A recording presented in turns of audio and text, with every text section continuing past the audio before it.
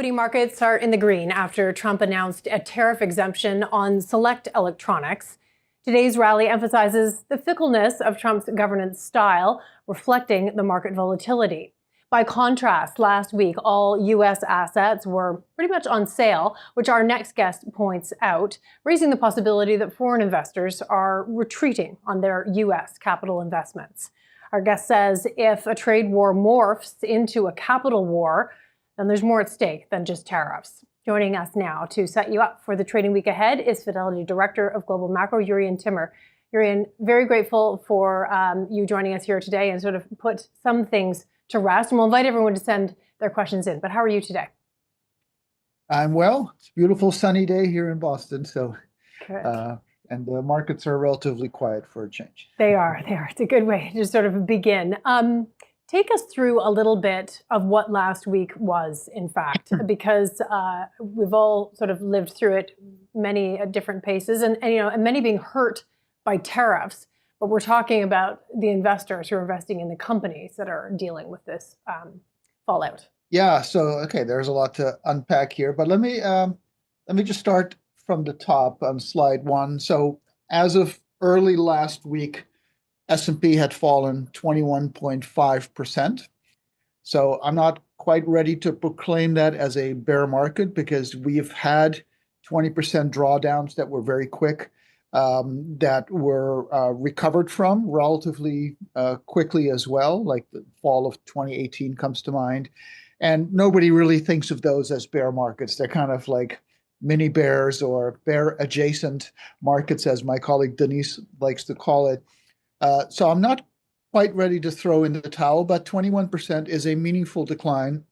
And it's happening, if we go to slide two, right as the cyclical bull market, which started in October of 2022, reached the median age of 30 months. So it's a little bit ironic or fitting that this decline is happening right as the bull market sort of reached middle age, if you will. Of course, there have been many cycles that lasted longer and some cycles that lasted shorter. But so it kind of adds to the question mark of, did the cyclical bull market end? And the answer may very well be yes. But I'm waiting to see what kind of recovery or not recovery we get here, and we'll get into that in a moment. Sure. But just if we go to slide three, it's just it's easy to forget how many of these storms we've actually had just in the last 5 years, right? I mean, we had 2022, of course, that was a 28% bear market that really dragged on for a while because of rising rates, and of course we had COVID. 35% in 6 weeks. And then we had 2018, 20% in the matter of a month or two. And even like 2015, 16, when the yuan was being devalued, we had about a 16% decline. That one dragged on for a while as well. So we do get these, and the market does always recover, not always quickly, but it does always recover. And so we have to kind of take that into consideration. And at down 20, I mean, we're not down 20 anymore, of course, because the market had a massive rally last week. But, the question is, what do we do? Do we sell strength? Do we buy weakness? Do we just sort of close our eyes and hope that this crazy period in history will pass? But it's interesting, just to put on my technical hat for a moment, if we go to slide four, we can see that the market did reach legit oversold levels last week. I know that last Monday when we spoke, we were not quite there yet, but of course Monday and Tuesday were big days in the market. So 19% of the stocks in the S&P were at the lows last week were above their 200-day moving average, and only 6% were above their 50-day moving average. And you'll note from the horizontal line in the chart that the market stopped right at the previous high, which is what it did at the previous low, stopping right at the previous high from that, if that makes any sense. And so we've reached, I think, an area where the market has discounted a fair bit of bad news. And of course, there is plenty of bad news to discount. But, that becomes an issue for us asset allocators. Is like, at what point is enough bad news discounted that even if it's not over, you're at least getting rewarded for taking some risk. And it's interesting on that note, if we go to slide 5, right now, literally as we speak, the market for the second time is retesting. You see that little orange line there. It's I call that the scene of the crime. So that's an old technical analysis thing where if the market breaks down, which it did when it fell below that previous low, it will generally retest that point, and that becomes resistance. Right. And if this market is no good, it's not going to go any higher. And if it was just a passing squall and the market's going to continue to recover, it will overtake that level. So 5,500 on the S&P, that's the level to watch. And if it goes higher than that, then maybe we've seen the worst. It's going to go to new highs soon. Maybe we range trade for a while, but it's a line in the sand that us chartists will look at. And I'll give you one more thing before I hand the mic back to you, or two more things. Slide 6 shows, and I remember last week we showed the chart of what happens after a 10% decline, and the answer was who knows, because you can see after 10% decline, half the time the market recovers and the other half it goes down further. So it's of no help. But if we update that chart to show what happens after a 20% decline, it's still true that there's certainly plenty of instances where a 20% drawdown turns into a 50% super bear. But the further down you go, if this makes any sense, the further down you go, the less likelihood you have that it's going to go further, because historically, the odds of, let's say, a 50% decline is only 2%. Right. And the odds of a 20% bear market is 20%, and the odds of a 10% correction is 40%, right? So the further you go, historically, the odds are better that you're seeing the lows. They don't guarantee it by any means, but so and this chart kind of shows it, right? It's not always the low. Many times it's not, but you get to the point where at least the market starts to adjust and find some balance and maybe wait for new evidence to come in, and that new evidence in this case would be whether we have a recession or not, to what degree earnings get hit. But so we're at that kind of point where if you did think this was just a passing squall, you've probably seen the worst, and if not, then we've probably seen the worst at least for a little while. And I'll show you just one more chart on slide 13, and we looked at this I think last week as well, where the yellow band there is obviously the trend line for the S&P, and the market is like a pendulum. It's always swinging above or below. Sometimes it just hangs out at the line, but oftentimes it's just sort of passing through to one extreme or another. And in 2022, you could see, right, we went from well above the trend line to well below. And that doesn't guarantee that the lows are in, but at least you're getting somewhat compensated to take risk. And right now we've done the same thing. So we've gone from above the trend line to below. And again, that doesn't mean the lows are in, but at least I think you're getting somewhat compensated if you're like, okay, I'm underweight equities. I want to buy some. At least you're not buying at the top, right? You're buying at a level where you're getting compensated to take some risk. So I'll stop there. No, it's amazing. Incredible. Let's talk. There are a number of questions, not surprisingly, coming in. Some of them have to do with de-dollarization, talking a little bit about what we saw last week. Let's go to sort of the bond story. There were a couple of auctions that were very closely watched by everyone, but there was this question of deleveraging, this question of unwind and liquidity. It was in the markets, and it was ultimately addressed, wasn't it? Yes. So slide 8 wins the award of most disturbing chart of the week. So that's the 10-year bond yield in the top, the US dollar index in the bottom. And until a few weeks ago, they would move in tandem, which makes sense because the dollar tends to be the world's funding currency. So at a time of stress, which is when bond yields would normally go down, the dollar would be bid. And of course, that's not what's happening. So last week, basically all U.S. assets were on sale. The only thing that's denominated in dollars that that did well, that had so much winning, as the MAGA folks like to say, was gold. Right. And we can talk about gold in a moment. But stocks were on sale, bonds were on sale, the dollar was on sale. Highly, highly unusual. It's the kind of thing you would see in an emerging market where they shoot on their own goal, and it had that feeling to it, and especially the bond market was going through a lot of stress, and it harkens back to, and we don't really know who was selling. We know that the basis trade was being unwound, a highly leveraged trade where hedge funds will buy the cash and short the future, or short the future, or short the cash and buy the future. And most of the time, that's a really good thing because they provide liquidity and orderly markets. But when you have a lot of leverage, and I believe about $1 trillion was tied up in that trade, and it gets unwound, it can get disorderly. And we just have to take a page from the Bank of England back in 2022, when we had the Liz Truss fiasco.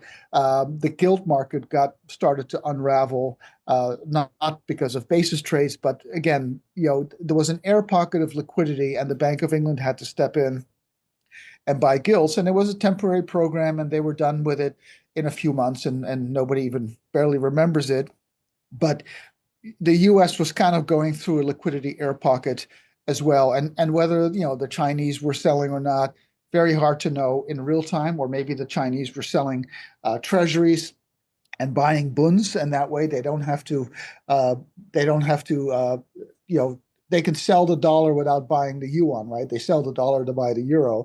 So there's all kinds of things that may or may not have been happening last week. But the bottom line is that rise in yields from 390-ish to 460 in a matter of a few days, really, finally got the attention of the administration, primarily Scott Bessent, who seems to be one of the few adults in the room in Washington these days. And we're happy to have him because he does know what he's doing. But it wasn't the put under the stock market or the dollar or anything else. It is the put was triggered under the bond market, and normally that would be the Fed's role, but in this case it was the Treasury doing it. And so once the 90-day tariffs were walked back, presumably because yields were rising too fast, then that's when we got that huge 10% rally in one day.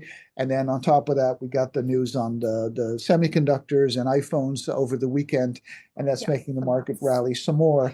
But that was really the pivotal moment when the administration said, okay, we can handle a lot of things. We can handle a recession. We can handle a bear market in stocks, but yields at 450 we cannot handle. Right. And that tells you about as much as you need to know about the state of play these days, when you have a big fiscal cliff, and you have foreign investors owning trillions of it, that you have to thread that needle very carefully. And they're not really threading anything very carefully in Washington these days. They're just breaking things and seeing what happens. Is there something in what you mentioned there of perhaps foreign investors selling and to exit in bund, or to buy bunds instead, for instance, or even to go to a different currency, perhaps the EU, the euro? Does that speak to the American exceptionalism story? I mean, how much of buying of U.S. assets is to have access to the dollar? I know they go hand in hand, but I guess it sort of brings in the question of growth stocks and what stocks are worth without that element being there.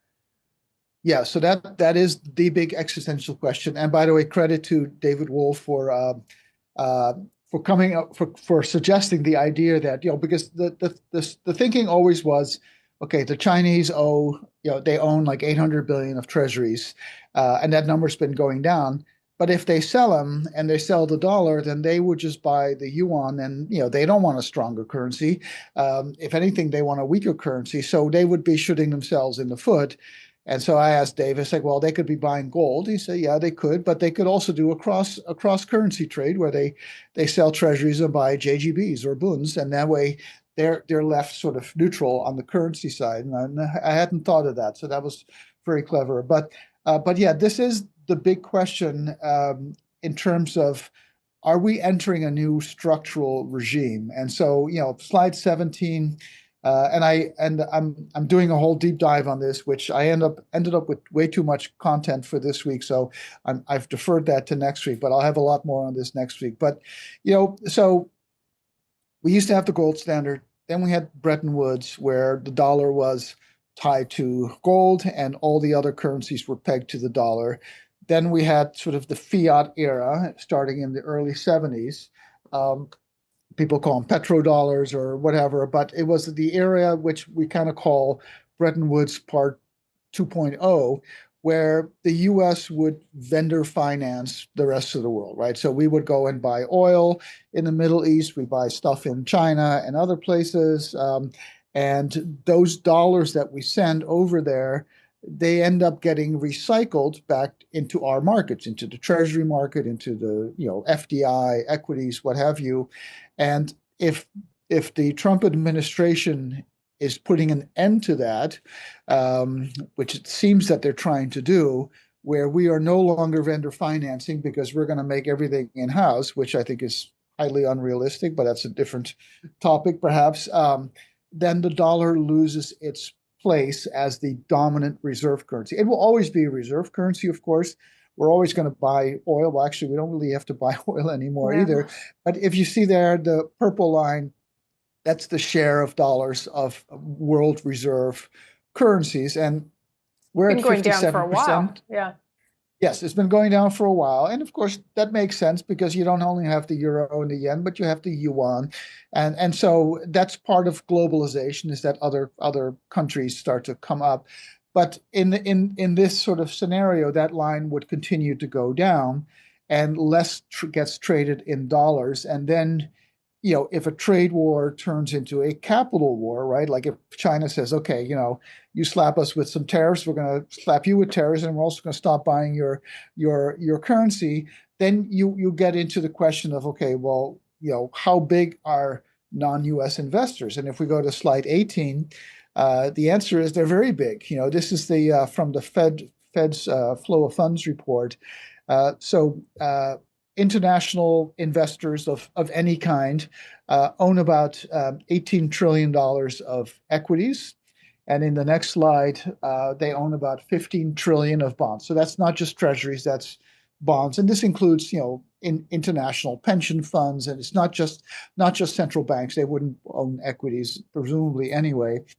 But if the tide is turning in a structural way, it raises all kinds of questions. So I've done a lot of work on the secular trend. And if we go to slide 20, you can see that, we have secular bull markets, we have secular bear markets. The bull markets tend to last about 18 years, and they produce not quite double the average rate of return, but close to it, about 18%.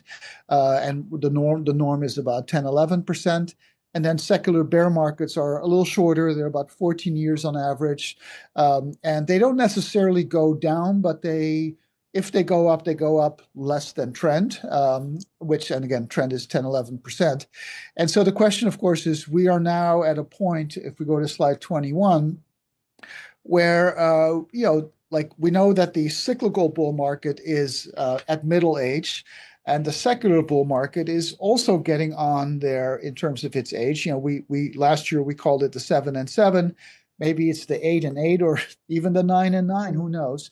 But so as you get longer in the tooth, you start asking questions. Okay, for the secular trend to change, there would have to be some kind of regime shift, right? And then the question is, what are the attributes of the current regime? Obviously, the Mag 7. U.S. mega cap growth stocks, U.S. exceptionalism, those are all attributes, and we don't want to confuse correlation with causation, but I think it's safe to say that when you look at the current valuations and the concentration, that they all go hand in hand.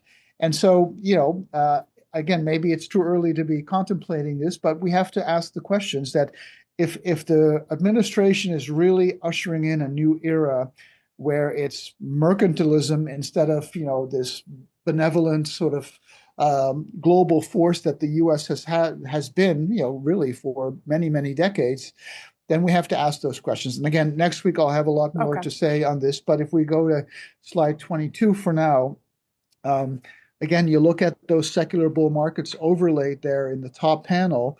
And again, we're not quite at the end, but again, the sample size is very small. There's only been 3 of them. So we can't really rely on the average of 18 years. This one could be over now, or it could go for another 10 years. And we don't really have statistically a robust data set to back us up on that. But if you look at the 10-year CAGR, the 10-year rate of change of various important pair trades, right? So US growth to value, large cap to small cap, US versus international, commodities to financial stocks or to financial assets. They have generally all been moving in the same direction, and that's mostly because of the Mag 7. Because if they're on one side, everything else is going to be on the other side. And again, you can kind of see a very long cycle there of about 3 decades. And so this cycle, might be turning right at the time that the secular trend is becoming more mature.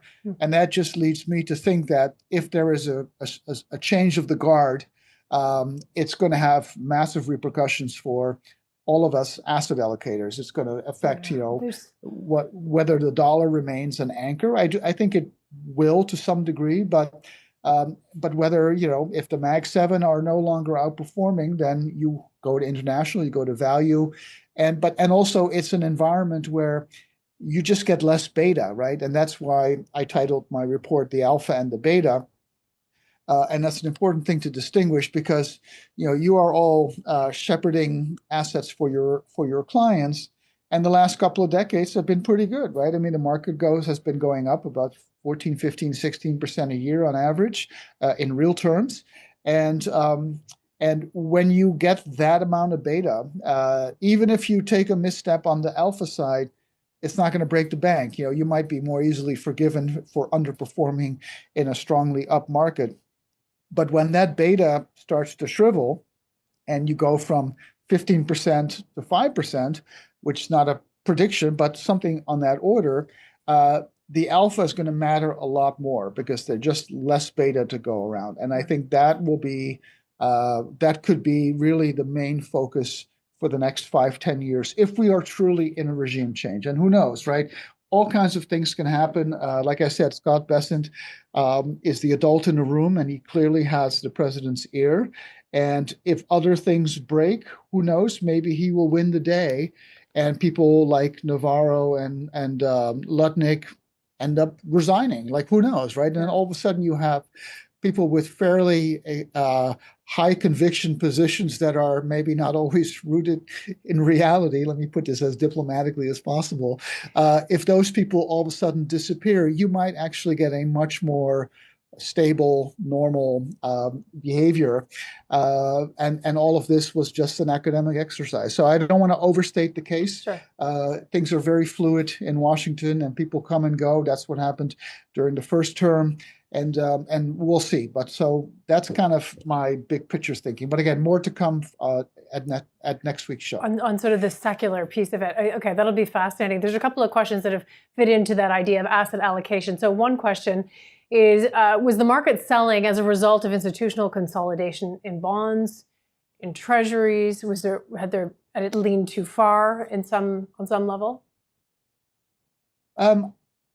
I think the Treasury market hit an air pocket, and I don't get the sense that it was just regular institution selling. Like the news moves too fast for that, right? So I think this was hedge funds in the basis trade, and it was just and you can see, I don't have the charts here, but we get charts from our trading desks that show kind of the depth of the market. And when it starts to move, the liquidity just evaporates. And that happens in equities as well. And it's one of the reasons why you get these outsized moves. And so my sense is that these trades were being unwound. And the same thing, by the way, happened during COVID. Again, the basis trade got unwound. The Fed had to come in and step in. And so my sense is that it was mostly technical, but again, were the Chinese involved? Was the Chinese central bank selling? It's hard to tell, but a lot of the action happened actually during the off hours, which was interesting. So we don't really know. These things usually come to the surface well after the fact, and then it's like, oh yeah, of course, You got to write that the was the history reason. book. But for the most part, my understanding is that there's just a massive air pocket in liquidity that's been at least restored. We're back at 440, but we went up like 60, 80 basis points in a matter of days, and that gets the attention, and it got the attention of Besant in Treasury, which is good. Another question here. Yeah, interesting. So should Canadian equities be correlated to U.S. equities in the current market? Yeah, it's interesting. Well, Are so they the US international, I guess, because we're such a close trading partner, but I mean, the U.S. market is obviously dominated by the Mag 7, right? I mean, they're less dominant today than they were a few weeks ago, but they're still about 28% of the market. And so that has been the story really around the world for the last 10 years. So it's growth to value, it's US to international, but it's, the valuation changes, of course, the US at 22, the rest of the world was at 14 at the peak. But to me, it's has less to do with with how good the rest of the world is. I'm trying to say this in yeah, the I right see what way. you're saying. Yeah, yeah. It has more to do with whether the Mag 7 are rising or falling. And again, that's why I just mentioned the alpha and the beta. So if the Mag 7, and again, this is not a prediction because their earnings continue to be holding in pretty well, and their valuations certainly have come down. They were trading at 40 times earnings, a month ago. They're at 30 times today. So maybe they come back and they make new all-time highs, and we continue on that road. But to me, what happens in the rest of the world, including Canada, relative to the US, really just comes down to the Mag 7. There are other elements, of course. Of course, if Germany is doing a fiscal impulse to beef up its defense spending and infrastructure, that obviously is something that's independent of the Mag 7. But if the Mag 7, if that reign ends, then everything else starts to outperform in the alpha sense, not in the beta sense, but in the alpha sense. And that's why my hunch is that if we have a period on our doorstep of rest of the world outperformance, it's not going to be in a sharply rising market the way the last 10 years have been, because if they outperform the Mag 7, that means that money's coming out of the Mag 7. And if money's coming out of the Mag 7 and they're 30% of the market, it's going to be very hard for the market to actually go up or go up a lot. And so I think that's, again, the alpha versus the beta is a very important thing to think about. Also in terms of messaging to all of your clients, right? It's just setting expectations. And I think that's, that's something we all need to kind of contemplate here. Okay. Just a 30-second word to earnings. We're in earnings, and we've even seen, it's the estimates and then the forecasting ability and guidance ability, I guess. Just a quick note, if you could. Yeah. So slide 14. First quarter earnings season, of course, is underway, but that doesn't really tell us anything because it's the first quarter and it's already ended. So what I'm looking at are the estimates for the second and third quarter. And we know that the GDP growth estimates have already been cut, not to recession levels, but to slowdown levels, to like 1% real. And we can see here the green line and the blue line is that the Q2 and Q3 numbers are coming down. Now, they typically come down because that's just how the progression works, but they're coming down, I would say, by a fairly meaningful amount, by about 100 basis points just in the last few weeks. And my sense is that is the market repricing the growth story. Again, we haven't repriced from animal spirits to recession. And if a recession happens, there's going to have to be more haircuts here. But the market is repricing to a slower economy, and then it's a question of will that be all we get, or will there have to be more repricing? So we don't know for now. But just going to slide 15 real quick, you can see that the dollar estimate for 2025, the purple line, it's come down by $10. Again, normally it comes down anyway, but I would say that it's probably coming down a little bit faster than it otherwise would, and that's the market's repricing the earnings story. Okay. Oh, Fantastic to get that in as we're in the midst of it. Jurrien Timmer, we wish you good travels for Easter, and we'll catch up with you next week. Thank you very much for joining us. Thank you.